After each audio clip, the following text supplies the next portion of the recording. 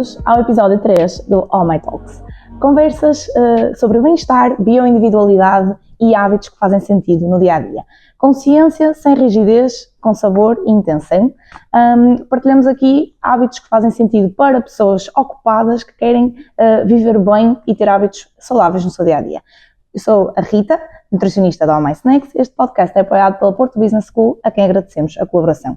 Hoje vamos falar sobre um tema muito pertinente, que é o síndrome do intestino irritável, que afeta muita gente, e para isso contamos com a nutricionista Andreia Gomes, a quem agradecemos a presença, que nos vai falar um bocadinho sobre este tema, porque contacta diariamente com o mesmo e nos pode elucidar sobre as principais dúvidas que podem surgir. Andreia, queres-te apresentar? Olá Rita, obrigada pelo convite mais uma vez a ti e ao Mai por poder estar aqui. Eu sou a Andreia Gomes, sou nutricionista e trabalho na área clínica já desde 2016 e recentemente tenho-me vindo a focar cada vez mais na parte das doenças do trato gastrointestinal por essa procura crescente de doentes com este síndrome. A alimentação tem um papel preponderante nesta condição clínica e acabou por me fazer entender que era o caminho da nutrição que eu mais gostava do tratamento das doenças do trato gastrointestinal. Perfeito, e vamos então falar um bocadinho sobre isso, que é o tema que tu dominas e que vais certamente ajudar muita gente que nos ouve a esclarecer as suas dúvidas. Obrigada, Andreia. Vamos a isso? Então, Andreia, começando pelo básico e inicial. O que é, afinal, o síndrome do intestino irritável? Porque acredito que haja muita gente que nos ouve e que nos vê que, se calhar, já ouviu este termo, mas efetivamente não sabe o que é. É verdade, Rita, e há uma grande confusão entre a definição de síndrome do cólon irritável e doenças, efetivamente, do trato intestinal. Qual é a diferença?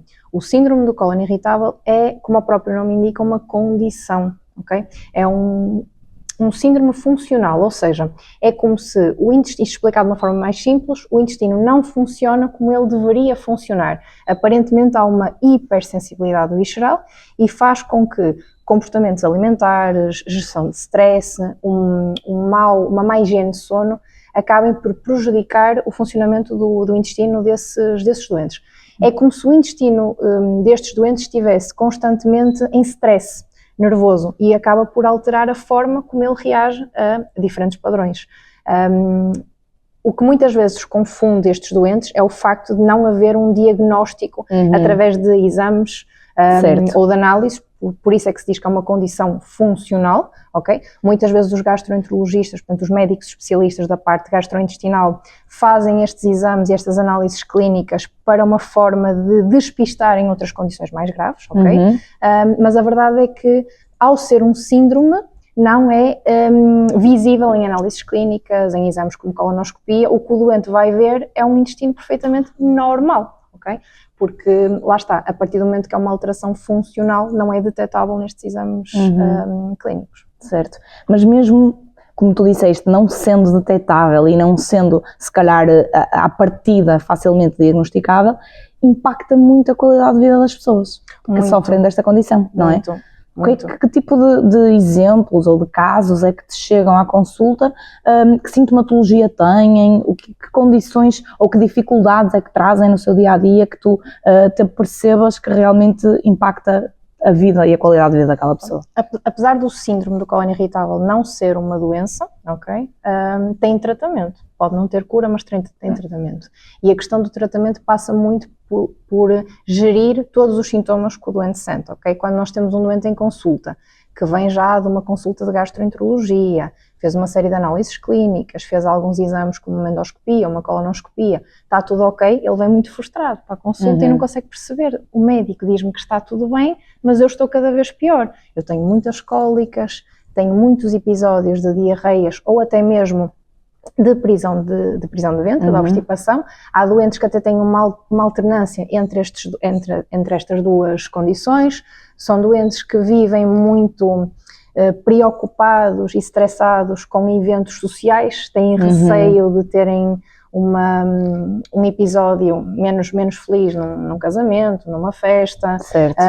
Há uma condição que se chama a sensação de evacuação incompleta, em que eles conseguem ir ao quarto de banho, mas sentem que esse episódio vai proliferar por algumas horas. E uma das coisas que incomoda muito os doentes é a sensação de distensão abdominal. Certo. Normalmente um doente com síndrome de cólon irritável está sempre inchado, distendido, nunca sabe muito bem o que comer, o que fazer, o que é que causou, e acaba por ser muito incómodo.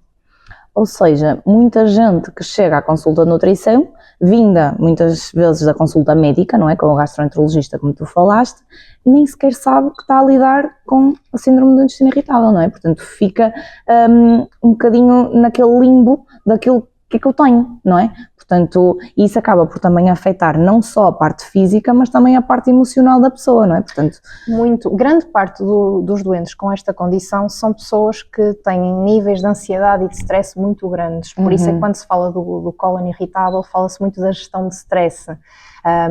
Aparentemente a relação eixo cérebro-intestino nestes pacientes está um bocadinho alterada, não é? E nós sabemos cada vez mais que o intestino é o nosso segundo cérebro, não é? Portanto, exatamente. Tudo que tenha uma componente emocional, não é, vai afetar um doente com síndrome do cólon irritável comparativamente com outra pessoa que não tem transtornos do cólon irritável.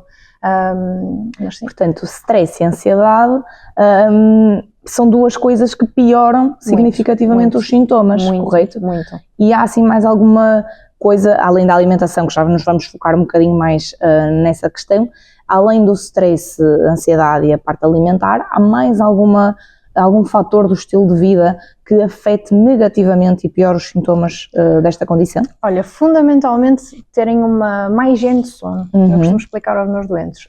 Dormir bem é fundamental para tudo, para perder peso, para ter resultados a nível de recomposição corporal, e tudo o que tem a ver com uma má higiene de sono traz grandes alterações, grandes disbioses, não é? Para a parte do trato gastrointestinal.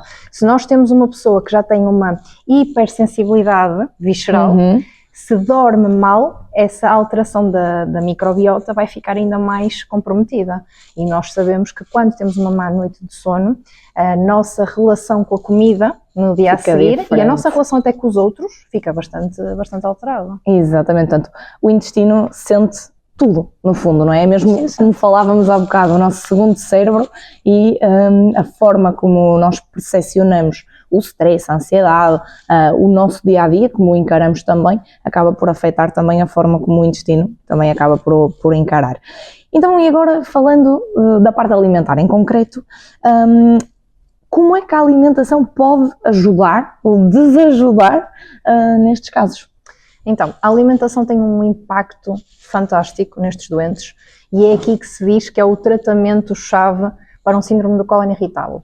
Vamos perceber o seguinte: a partir do momento que é uma condição funcional em que a alimentação tem um impacto muito grande, tudo aquilo que vai fermentar no intestino vai se traduzir nessa sintomatologia que o doente se queixa. Eu estou com muitas cólicas, eu estou com muitas dores de barriga, eu sinto muitas pontadas, eu hoje já fui 3 vezes ao quarto de banho e tive não sei quantas dejeções líquidas, o meu intestino não funciona há 3 dias.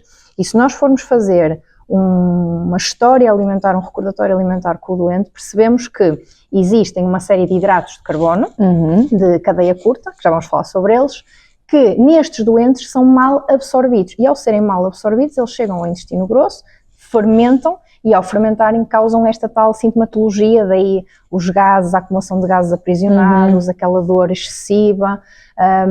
Na alimentação, e principalmente nas minhas consultas, nestes doentes, depois de aplicar uma checklist adaptada, para tentar perceber se realmente existe um protocolo, que é o protocolo FODMAPs, ideal para eles, que é o quê? Traduz-se no quê? É uma dieta, não é? Portanto é uma dieta personalizada que foi criada pela Universidade de Monash, na Austrália, que tem 3 fases e que significa que vamos tentar personalizar ao máximo a alimentação do doente, de forma a eliminar os alimentos agressores que impactam a vida dele. E como é que isto funciona? Esta dieta FODMAPs, isto é um acrónimo, cada uma das letras tem um significado: F de fermenticível, O de oligossacáridos, onde se encontra, por exemplo, o trigo e os alimentos com glúten, o D de disacarídeos, onde está, por exemplo, a lactose, por isso é que é logo um dos grupos que numa fase inicial é retirado da alimentação do doente, M de monossacarídeos, por exemplo, um doente que tenha uma reação muito grande à frutose reage mal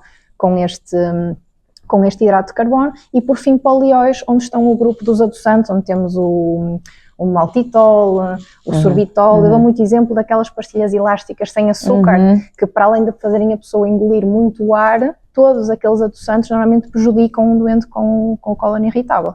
E depois, isto explicado assim de uma forma um bocadinho mais sucinta, é uma dieta que é feita por etapas, é extremamente restritiva numa fase inicial, por isso é que eu aconselho a ninguém a fazer sem um acompanhamento adequado por parte do nutricionista. Normalmente nas primeiras 2 a 6 semanas fala-se da fase de eliminação, que é destas siglas todas que eu expliquei, vamos retirar todos os alimentos que fazem parte e que têm um alto teor fermenticível. E a ideia é que, passado umas 6 a 10 semanas, se consiga fazer uma reintrodução faseada, ou seja, cada semana introduzimos alimentos que estejam dentro deste grupo. E foram retirados previamente, pegando não é? Um exemplo, letra M, monossacarídeos, vamos introduzir tudo que tenha um alto teor de frutose, por exemplo. Falamos, por exemplo, da maçã, da pera, a pera nem tanto, a maçã, a pera, manga, são frutas que têm um alto teor de frutose e que normalmente fermentam muito no intestino. Para quê? Com que objetivo? Para que na fase de personalização máxima da doença o paciente saiba dizer, não, isto não me faz bem, isto faz-me bem, eu reajo a isto, não reajo a isto, para não ter uma restrição tão severa a nível alimentar. Portanto, para recapitularmos aqui um bocadinho, primeiro retiramos tudo, não é? No fundo, todos esses grupos alimentares que tu falaste são retirados ao mesmo tempo durante um período de 2 a 6 semanas, foi o que disseste, não é? E depois vamos reintroduzindo por etapas. Sendo que essa reintrodução é feita de acordo com alguma ordem em específico ou é acordado entre o nutricionista e o paciente? Como é que costuma ser feita essa fase de reintrodução e de efetivamente percebermos quais são os alimentos que aquele paciente tem que realmente retirar? Este protocolo é um protocolo que exige muita paciência por parte do doente, porque esta reintrodução faseada faz com que o doente durante algumas semanas esteja constantemente a comer a mesma coisa e cria aqui alguma monotonia. Normalmente o que eu faço é deixar o doente escolher qual o grupo que prefere testar primeiro. Pegando num exemplo, vamos imaginar que estamos a testar o grupo da lactose por causa dos disacarídeos.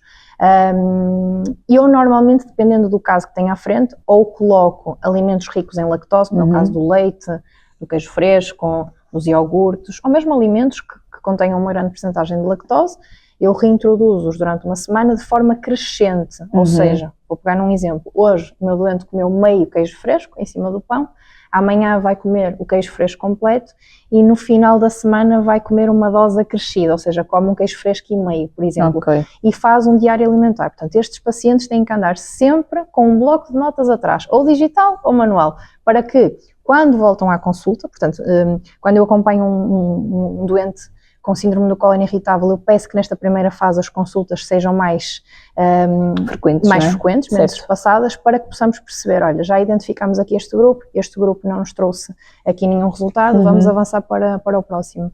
E quando não há pista absolutamente nenhuma de que hidrato de carbono poderá ser, eu deixo-os escolher, olha, quer testar primeiro a glúten, quer testar primeiro a lactose, o que é que lhe custa mais retirar nesta fase? Isto ia-me custar um bocadinho, então vamos começar pelo outro. Por exemplo, a parte dos adoçantes artificiais, nós sabemos que numa alimentação saudável cada vez eles estão mais presentes, não é? Portanto, nós para retirarmos os açúcares na totalidade, acabamos por recorrer a alguns adoçantes.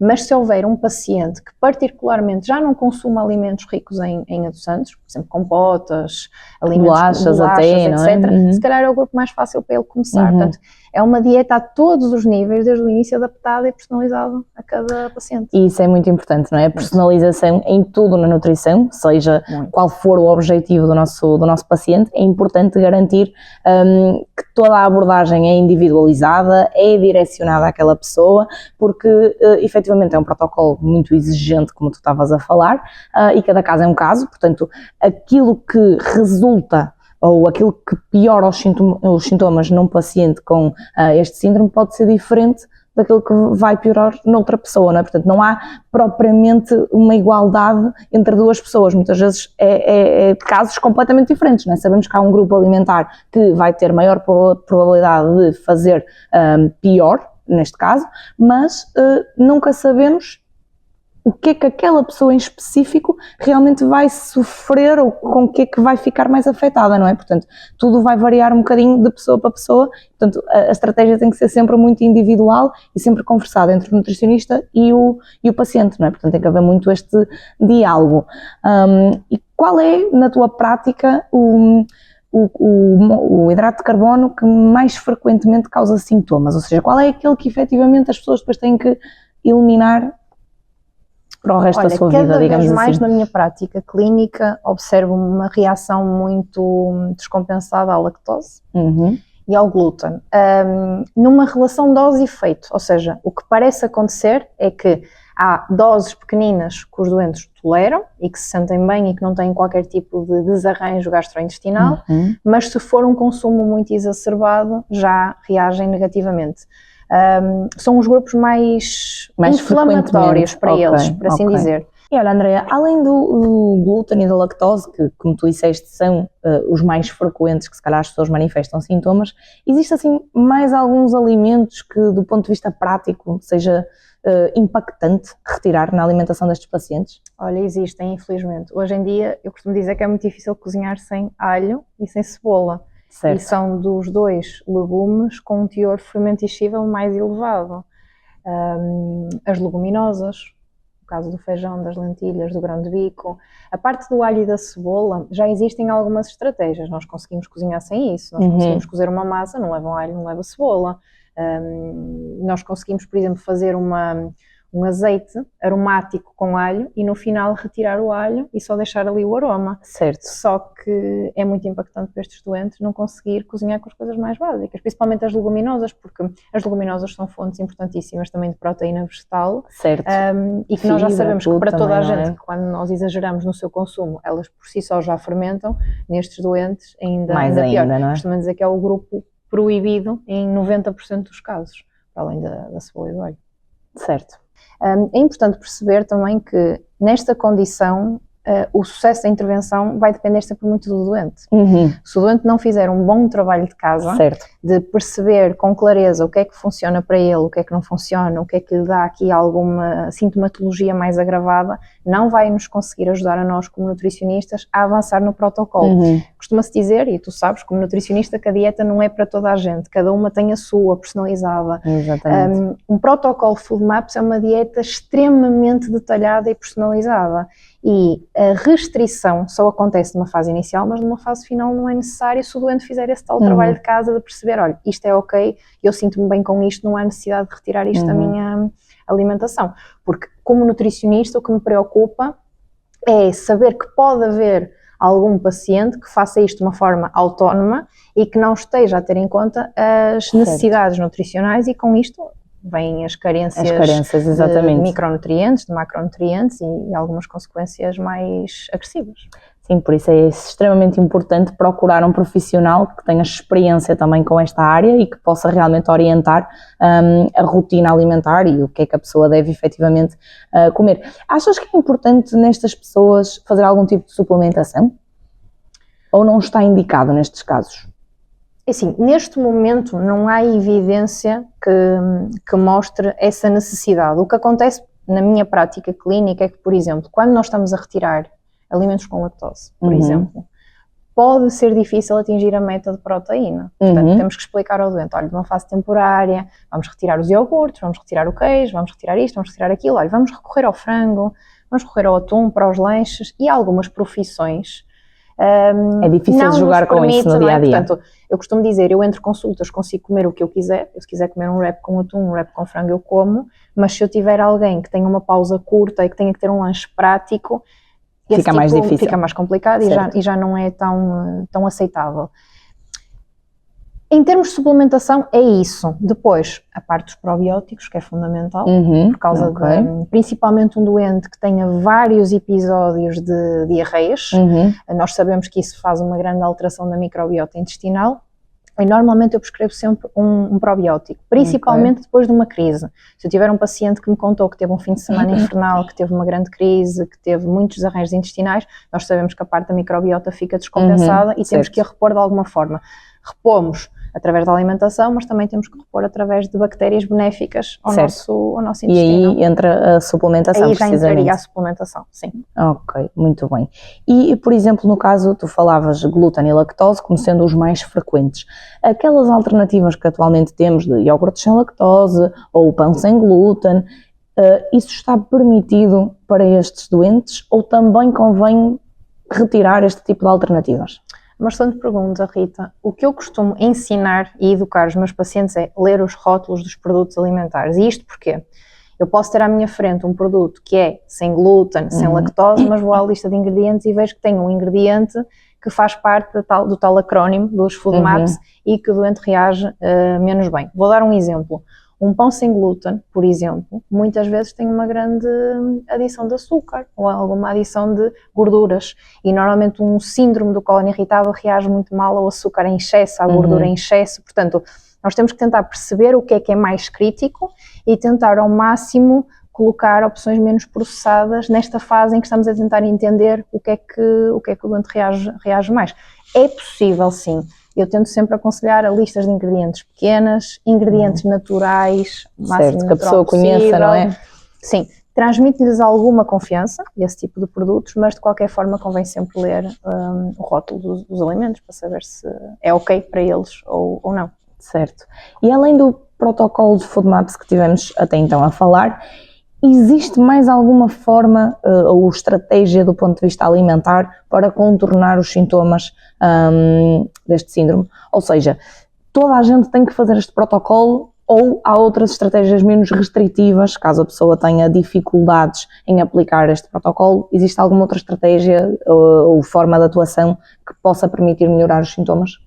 Olha, quando eu tenho um paciente que eu claramente o diagnostico com esta condição do trato gastrointestinal, eu não penso duas vezes e explico-lhe como é que o protocolo vai funcionar e percebo se ele está ok para isso, porque lá está, é um trabalho de casa constante e ele tem que estar apto e com consciência do trabalho que isto vai dar. Se nós tivermos, por exemplo, um paciente que não tenha uma sintomatologia tão agravada, começamos com questões mais simples. Por exemplo, se nós sabemos que um trato gastrointestinal sensibilizado vai reagir menos bem à digestão dos hidratos de carbono de cadeia curta, eu posso traçar um plano alimentar com menos hidratos de carbono de cadeia curta, com menos adoçantes, com menos glúten, com menos trigo, de forma a que inconscientemente este consumo, não é, seja mais reduzido e a qualidade de vida deles também o seja. Saindo um bocadinho aqui da parte alimentar, mas que eu acho que tem tudo a ver, se há coisa que eu explico aos meus pacientes é fundamental a gestão de stress e que consigam perceber que a forma como estão a comer é racional e não emocional, ok? Eu acho que não há ninguém que nunca tenha sofrido um episódio de fome emocional. Nós quando estamos mais irritados, mais chateados, mais tristes, mais zangados, vingamos-nos um bocadinho na comida, só que um paciente com esta condição deve ter assim um cuidado maior de eu não tenho fome, isto é emocional.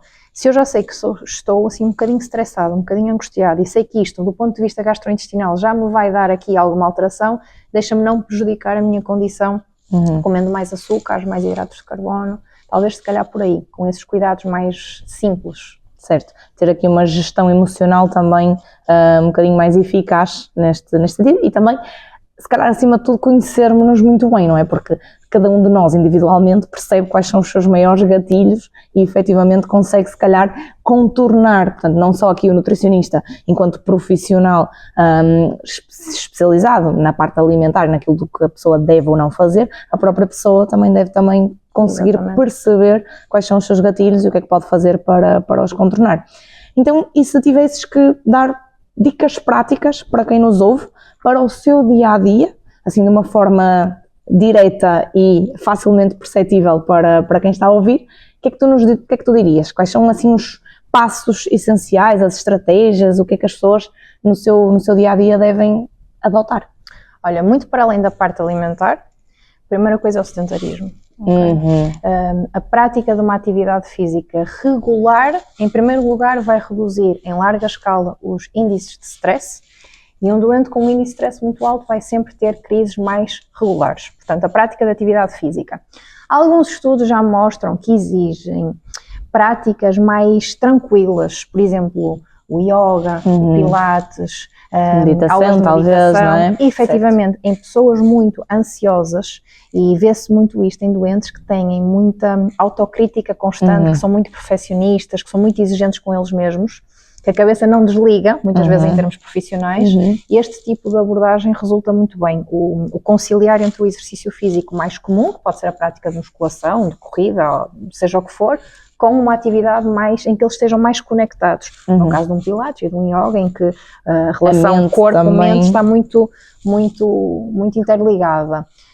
A parte do sono é fundamental. Eu acho que a maior parte das pessoas não tem a verdadeira noção o quão perigoso é para o nosso corpo ter uma má higiene de sono, dormir poucas horas, ou não ter uma rotina de sono, vai prejudicar muito. Eu vejo isso no meu dia-a-dia, todos os meus pacientes que saem um bocadinho daquelas rotinas de horas de sono têm sempre crises, normalmente muito mais exacerbadas nas semanas seguintes.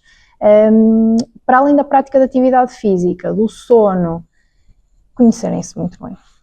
Okay? Uma pessoa que se conhece muito bem sabe perceber quando está a iniciar uma crise, como é que a pode controlar, se tem uma vertente alimentar ou se é uma vertente mais emocional. Fundamentalmente era isso. Esse teu último comentário leva-me aqui a uma pergunta, que é: as crises podem acontecer mesmo que a alimentação esteja a ser cumprida na totalidade. Portanto, ou seja, o doente está a cumprir o plano alimentar, está a restringir aqueles alimentos que já sabe que lhe promovem crises, mas a crise pode acontecer ainda assim. Acontece muitas vezes, Rita, e é muito complicado e até angustiante explicar ao doente. É normal. Tente perceber, o seu intestino não funciona como deveria, mas não tem uma doença. Ou seja, eles vão ao médico, está tudo bem com eles, aparentemente a nível de análises clínicas e exames, continuam com crises, mudam a alimentação, aplicam o protocolo sem erro absolutamente nenhum, mas sem se aperceberem, então ali num pico de stress maior, ok? E as crises continuam a acontecer. Certo. E de repente, parece que a alimentação começa a ter um impacto positivo e não mudaram absolutamente nada. Portanto, isto é muito complicado de explicar, mas isto tem mesmo que ser uma tríade. Eu costumo dizer alimentação, sono, exercício. E o exercício aqui pode ser um exercício mais vigoroso ou um exercício mais tranquilo, mas acontece mesmo muitas vezes. Aliás, até deixa-me acrescentar uma coisa. Não querendo explorar muito aqui a dieta FODMAPs, que é um protocolo muito grande e muito complexo para explicar, acontece muitas vezes alimentos com um baixo teor fermentível aparentemente causarem sintomatologia ao doente. E isso muitas vezes acontece porque não tem a ver com a alimentação, tem a ver com a forma como eles estão a sentir, com a questão do stress e da ansiedade. Ou seja, às vezes isso pode até confundir, não é? A pessoa está a fazer o protocolo FODMAPs e acaba por também ter sintomas vindo de alimentos que aparentemente não iriam provocá-los, não é? Portanto, por isso é que o diário alimentar é fundamental. E para quem nos está a ouvir e que está a aplicar este protocolo e é seguido por um nutricionista, espero que fiquem com a verdadeira percepção do quão importante é para o nutricionista ter um diário completo de como é que se tem sentido, como é que foi a reintrodução, como é que foi a retirada daquele alimento, do ponto de vista emocional, que para eles pode ser estranho, o nutricionista perguntar como é que se sente, tem andado tranquilo, anda estressado, como é que está o emprego? Eu pergunto muitas vezes isso aos meus pacientes, o trabalho está a correr bem, soube que foi promovido, como é que se está a sentir? Tem dormido bem? Tem descansado? E eles muitas vezes ficam a olhar para mim e pensam, mas ela não me está a perguntar logo diretamente sobre comida, porque esta resposta vai-me fazer perceber muito bem como é que o protocolo está a ser implementado e a resposta alimentar. Certo. Andreia, obrigada mais uma vez aqui pela tua presença, foi sem dúvida uma mais-valia. E tenho a certeza que vai ajudar muita gente a esclarecer as suas dúvidas e a saber um bocadinho mais sobre este problema que é cada vez mais comum, não é? E que se calhar muita gente, como falávamos ao início, não sabe sequer que está a passar por isso. E, portanto, é importante procurar ajuda, é importante aprofundar o conhecimento sobre esta temática e, sem dúvida, aplicar e aderir ao plano alimentar e à terapêutica que o nutricionista também indicar. Sempre foi um gosto ter-te aqui enquanto nossa convidada. E como não poderia deixar de ser, temos uma box para ti, para te oferecer snacks da OMAI que achamos que se podem efetivamente enquadrar com o estilo de vida das pessoas e com aquilo que tivemos a falar até então, e portanto acreditamos que pode ser uma mais-valia também para tu conheceres e para poderes também ter a tua opinião sobre os produtos. Muito obrigada. Já sabes que eu adoro a tua box. Podes abrir para mostrar também a quem nos vê como é a box e como é que chega também ao cliente e o tipo de snacks. Nós diversificamos também as categorias de snacks. Coloquei também alguns direcionados a crianças, também sabemos que estes problemas também podem afetar idades mais jovens, não é? Portanto, temos aí uma seleção que penso que se adequa também àquilo que os teus clientes sem procuram. Açúcares adicionados, muitos deles naturalmente sem glúten, no meu caso. Excelente, excelente. Por acaso é uma marca que, e já tive essa conversa contigo fora de câmaras, que tem uma preocupação muito grande com as escolhas dos alimentos e principalmente no caso destes doentes é fundamental que estes alimentos sejam menos inflamatórios possíveis. Como falamos também ao longo desta conversa, excelente. A alimentação acaba por ter um papel essencial, portanto aí tens uma pequena amostra daquilo que poderia ser interessante também para os teus pacientes. Muito obrigada. Obrigada a quem assistiu também a mais um episódio do All My Talks. Podem seguir-nos o nosso canal no YouTube, o nosso Instagram, podem visitar o nosso site que está no link deste vídeo e deixar os vossos comentários, as vossas questões, se ainda tiverem ficado com dúvidas sobre o síndrome do intestino irritável ou qualquer outra questão relacionada com as doenças do trato gastrointestinal e a alimentação, para podermos esclarecer-vos da melhor forma. Obrigada e até ao próximo episódio.